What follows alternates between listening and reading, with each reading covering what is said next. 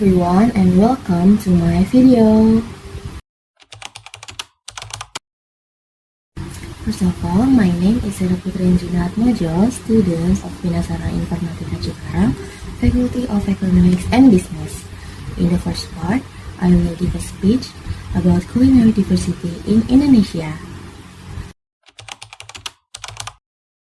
Indonesia is one of the countries in Southeast Asia which has a lot of diversity, starting from language, regional, clothing, food, and many more. But this time, I will only explain about Indonesian culinary diversity. We need to know that our beloved country, Indonesia, has many islands and consists of provinces. With these geographical conditions, it is certain that Indonesia definitely has a lot of diversity. In terms of culinary, for example, each island and region certainly has its own typical food and dishes, such as rendang from West Sumatra, where rendang is also a typical food during Eid al-Fitri and Eid al-Adha, celebrations for Muslims. Of course, there are still other typical dishes from each region in Indonesia, such as bika ambon from North Sumatra and pempek from South Sumatra. These two dishes are typical food from Sumatra Island. Then there are bandeng sate from Banten, kerak telur from Jakarta, serabi from West Java, lumpia from Central Java, gudeg from Yogyakarta, and rujak cingur from East Java. These foods are typical foods of Java Island, and don't forget about ayam betutu from Bali Island. Then, one of the dishes from Kalimantan is soto Banjar from South Kalimantan, konro soup from Sulawesi Island, more precisely South Sulawesi, smoked fish from Maluku, and last but not least, papeda from Papua. Behind the delicious dishes mentioned above, it is certain that many original Indonesian spices are used, which are very diverse, such as ginger, cloves, nutmeg, cardamom, cinnamon, and so on.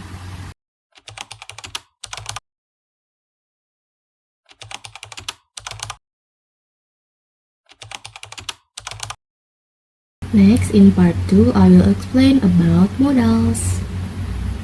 Modal here can be interpreted as a type and auxiliary verb which is generally used to express or describe something, which is basically followed by verb 1. First, there are present modals which can use the auxiliary words will, shall, can, may, must, and should. But this time I will only discuss the auxiliary words will and shall. As you can see, the auxiliary verb will means akan, to express a desire to do something in the future, with examples like I will go to Bandung tomorrow. Then the auxiliary word shall, which means akan also, where the difference is that shall is used for the future tense, while will is used for the future simple tense. With the example, I shall go to Jakarta tomorrow, or shall I turn the lights for offering help, and I shall meet her tomorrow to making a promise. After the present modals, now we move on to the past modals, with the auxiliary verbs would, should, must or had to, might, and could.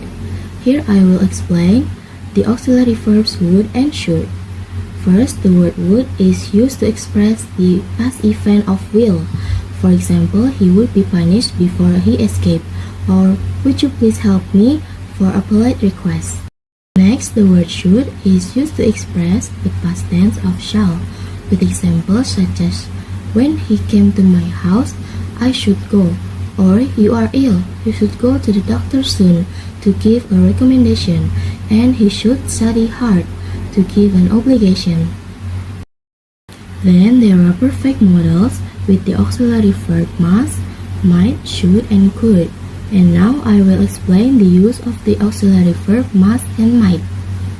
The use of the word must is usually accompanied by the verb 3 and is used to express past conclusions. For example, Anto passed the exam. He must have studied. Meanwhile, the auxiliary verb might is also usually followed by verb 3 and is used to express past possibility. For example, Anto was absent. He might have been sick. And it should be noted that modals cannot be followed by the letter S, even though the subject of the sentence such as she or he. For example, he can drive fast, not he can't drive fast.